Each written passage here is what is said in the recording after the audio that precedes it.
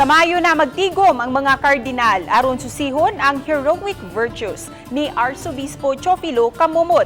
Kinihuman miuyon ang mga theologian sa Vatican. Si Femari Dumabok sa report.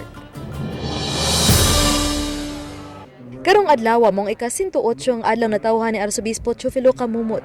Sa iyang wali, gipaybaw ni Arsobispo si Palma nga sa Mayo 3 na magtigom ang mga kardinal didto sa Roma aron hisgutan kun ang mga hiyas ni Camumot tukma ba aron ilhon siyang usa ka venerable.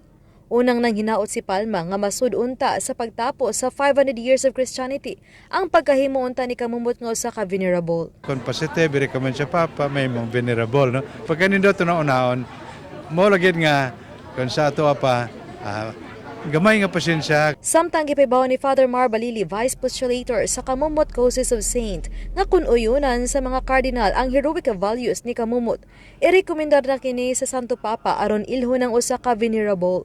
Once ma-declare ang maong kandidato nga venerable, ang sunod ang mao ang beatification.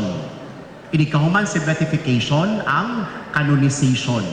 Samtang gibasa usab ni Monsignor Renato Beltran, Archdiocesan Chancellor, ang dekri sa formal ng pagtukod sa Parish Caritas dungan sa ika-108 ang adlang natawhan ni Camumot. Ang Parish Caritas maoy magsilbing buhatan sa simbahan nga mangita og mga pamaagi aron matabangan ang mga manginahanglan.